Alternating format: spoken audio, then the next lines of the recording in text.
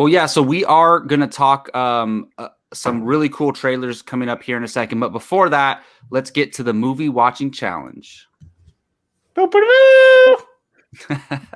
Just crop that out. Brian doing that noise. That's the official music with the logo. See, Jacob, you're finally learning to like lead me into it nicely. I'm learning, right? Getting better. Last time, I said it when you weren't ready. It was awful. Yeah. Hey, Jacob, getting last better. time you said it was like movie watching challenge.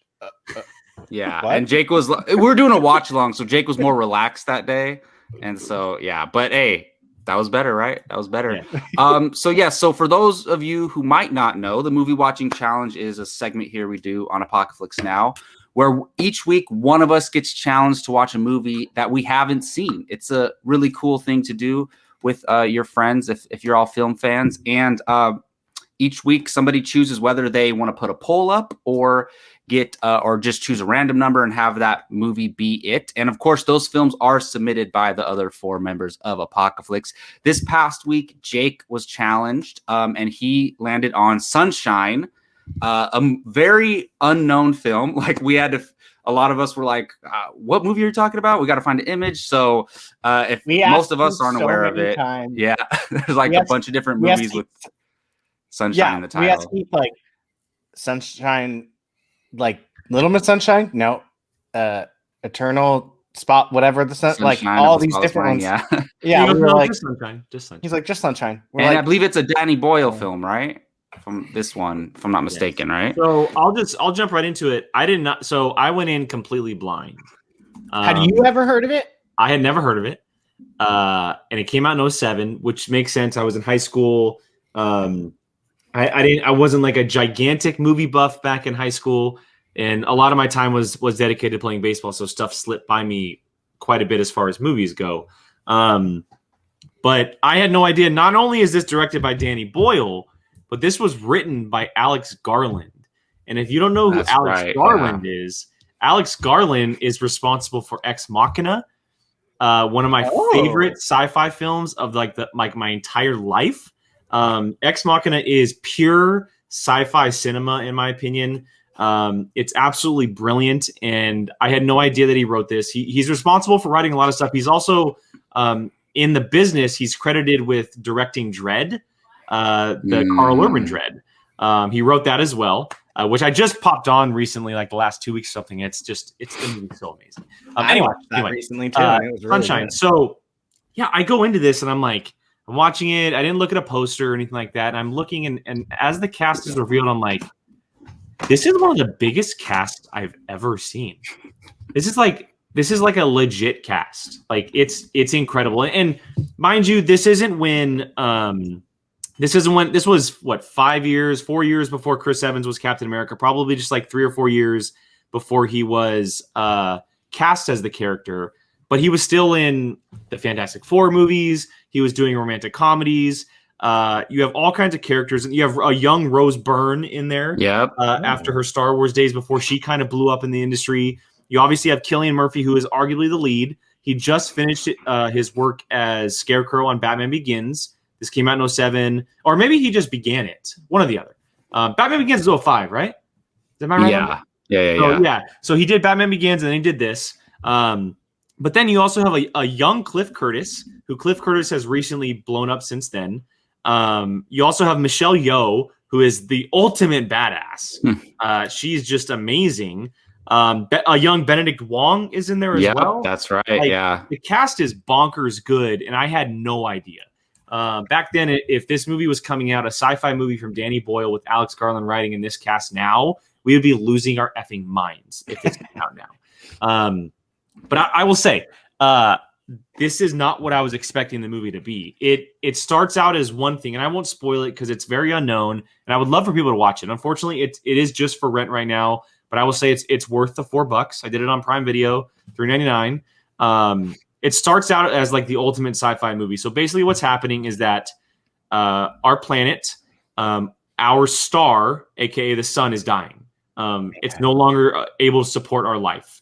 We have used its resources, and our countries, our world has come together, and they've sent missions to try and send what's called a payload into the sun to essentially energize it forever, and to reboot it in a way and allow us to live. Otherwise, the whole planet would die. They sent one out. It's the second time they're trying to do it, right? Yeah, they sent one crew out, Icarus 1, and the crew we're following is Icarus 2. And things start to happen and unfold, and obviously you're in space and things happen. And it's a really cool idea, very futuristic, a movie that kind of feels like it's above its time. Like if it came out now, this movie would crush. It would absolutely crush. The movie back then, I can see why it kind of got lost. Sci-fi wasn't big 15 years ago. You know, genres go through ups and downs, hills and valleys, right? And sci-fi 15 years ago wasn't a big thing.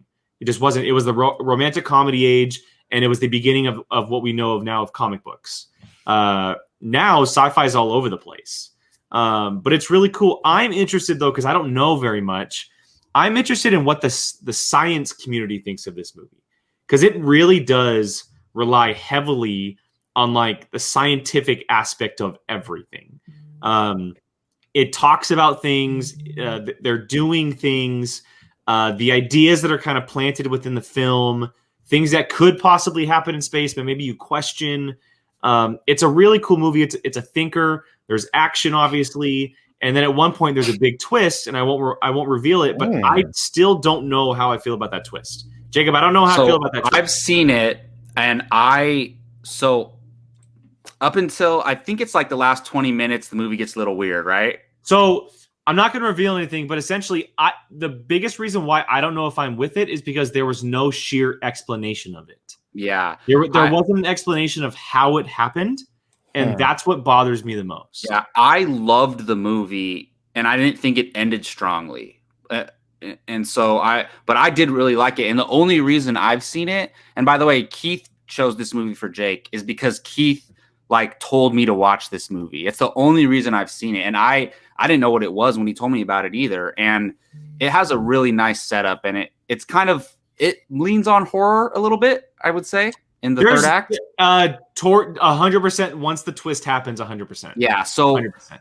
It's entertaining, but it's like, whoa, what's going on? So I definitely think it's worth a watch. That's 100% where Alex Garland comes into play. A lot of his movies have a big twist like that. And I know a lot of people don't like this movie, the one I'm about to mention, but Alex Garland wrote and directed this, but he also did Annihilation. And I know a lot of people hated on that movie. You had me until you said that. So I know a lot of people hate on that movie, but that movie is full of... Well, that was his big follow-up to Ex Machina. Yeah, and that movie is full of really big ideas, twists, interesting theories, and that's kind of what this movie has as well. I've mentioned it before, and everybody knows this, but I'm a sci-fi nerd. I love sci-fi. I'll watch it all day long. I was 100% in this movie, and even with the twist, the twist didn't bother me enough to be like, yeah, I don't care for it. It's still a really good movie. I still enjoy it. I think the visuals are really good for 2007. Again, I think the ideas are great, and the way that the story played out is very interesting. And again, I'll go back to it, but the cast is bonkers, man.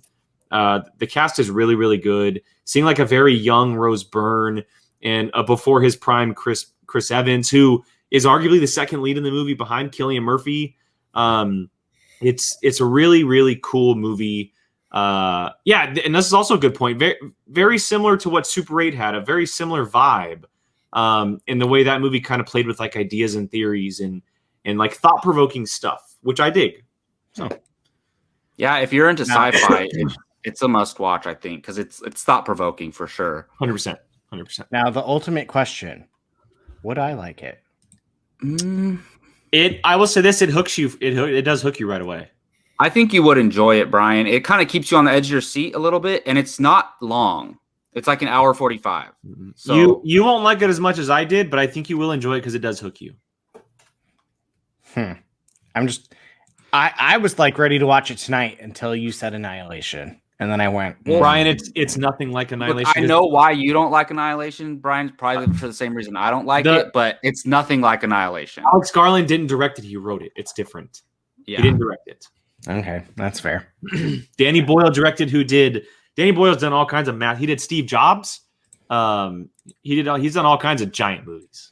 So yeah, he's very beloved by a lot of people. All right, so there you go, Jake's review of Sunshine. I mean, at least like you seem to really like the film, and at least it's very like thought provoking. So that's good. Thank you for bringing this movie to my attention. He knew you would like it. He knew you would like it for sure. Keith and I we get each other. We have this. Yeah, we have this if there's, I was gonna say, if there's people that can pick, we have like this ability to be like, yeah, this dude's gonna like this movie.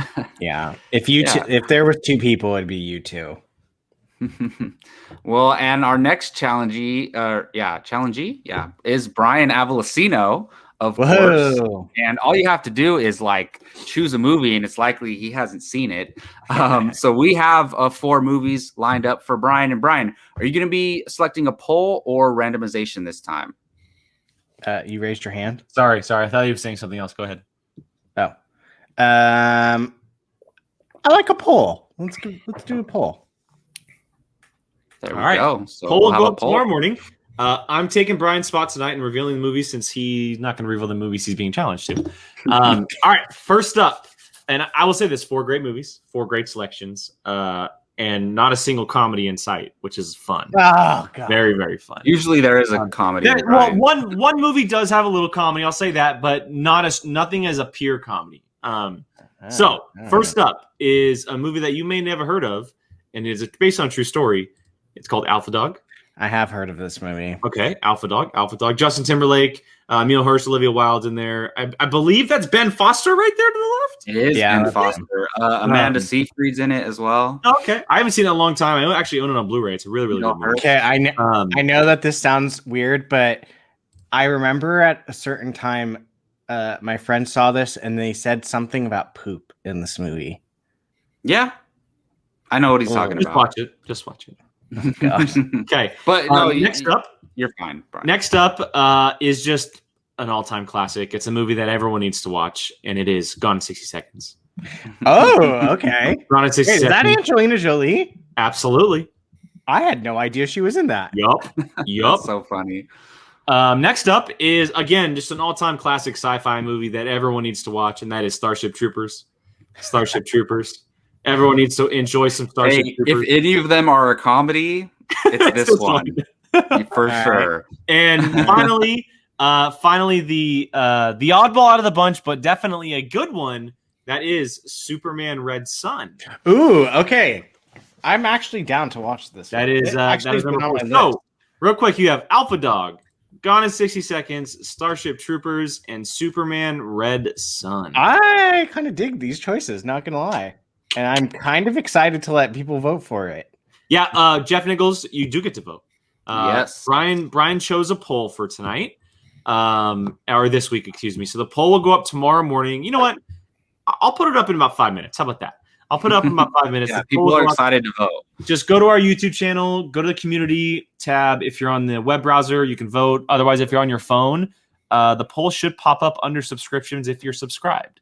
So just vote for the winner. You should vote for Gone in the community tab, right? Yeah. Yeah, it's under the community tab. Yes. Yeah. So, yeah. Well, there you have it. Don't forget to go vote on that poll. I will be voting as well for my movie. Who knows? We'll see what ends up happening. But yeah.